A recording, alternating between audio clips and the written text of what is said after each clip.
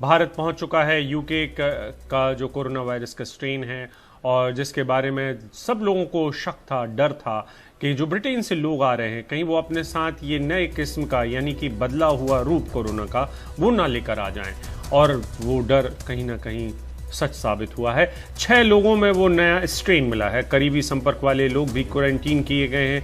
तमाम लोगों को सिंगल रूम में रखा गया है ताकि कम से कम इसको का प्रसार हो सके, और एक तरीके से कॉन्टैक्ट ट्रेसिंग भी की जाएगी उन तमाम लोगों की जो इन तमाम लोगों जो कोरोना से अफेक्टेड या प्रभावित लोग हैं, नए स्ट्रेन से प्रभावित लोग हैं, उनसे मिले हैं।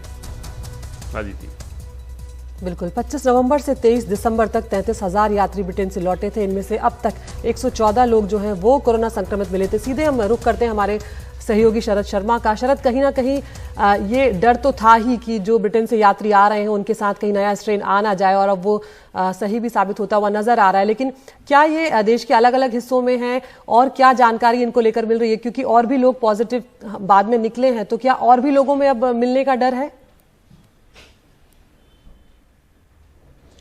देखिए, अभी तक जो स्वास्थ्य मंत्रालय की तरफ से बताया गया है, और हमें ये भी जरूर बताना चाहिए कि जिससे कि कोई डर ना फैले, इसलिए हम वही जानकारी रिपोर्ट कर रहे हैं जो पुष्टि करके स्वास्थ्य मंत्रालय दे रहा है। तो अभी तक ये बताया गया कि 33,000 लोग जो थे, यात्री जो थे, वो ब्रिटेन से भारत में आए 25 नवंबर से 23 दिसंबर के बीच में। 114 लोग उनमें से संक्रमित मिले थे, जिनके सैंपल देश की अलग अलग 6 लैब्स हैं जो जीनोम सीक्वेंसिंग के लिए लगाई गई थी। उनमें से अभी तक 6 लोग जो हैं वो नए स्ट्रेन से पॉजिटिव मिले हैं।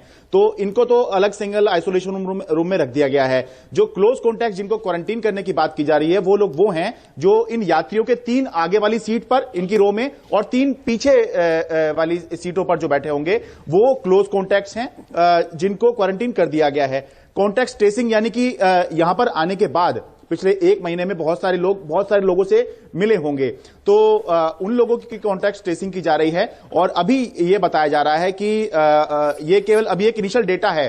बाकी जो और लोग जो हैं, ये भी सरकार ने तय किया था, नेशनल टास्क फोर्स ने, कि अब जितने भी राज्यों और केंद्र शासित प्रदेशों में पॉजिटिव केसेस आएंगे, उनका 5% जीनोम सीक्वेंसिंग के लिए देश की 6 लैब्स में भेजना होगा, जिससे कि एक आइडिया लग सके या पता लग सके कि जो नया स्ट्रेन है वो कहीं देश में फैल तो नहीं रहा है। आपने पूछा कि क्या ये एक जगह है या अलग अलग उसमें फैला हुआ है, ये तो हम नहीं कह सकते। लेकिन जो बताया गया है वो ये है कि 6 लैब्स हैं जो जीनोम सीक्वेंसिंग के काम में लगी थी।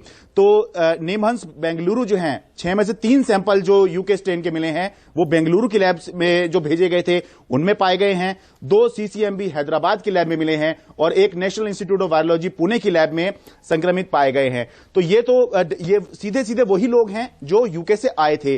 बाकी उन लोगों में भी कॉन्टैक्ट ट्रेसिंग चल रही है, उन लोगों के भी सैंपल का जीनोम सीक्वेंसिंग चल रही है। जो लोग इनके संपर्क में आए होंगे या नहीं भी आए होंगे और पता नहीं, वो हो सकता है इनके संपर्क में आ गए हों, तो इसलिए 5% की जो बात की गई है कि टोटल जो पॉजिटिव आएंगे राज्यों में, वो उनका 5% सैंपल जीनोम सीक्वेंसिंग के लिए इन लैब्स में भेजा जाएगा।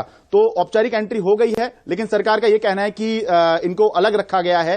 जो आइसोलेशन, नॉर्मल आइसोलेशन होता है उसमें नहीं, इनको बिल्कुल ही एक अलग आइसोलेशन में रखा गया है ताकि ये जो स्ट्रेन है ये फैले नहीं, क्योंकि ये भले ही जानलेवा ज्यादा नहीं बताया जाता, लेकिन संक्रामक बहुत ज्यादा है, बहुत तेजी से ये युवाओं के अंदर फैलता हुआ बताया जाता है। अदिति।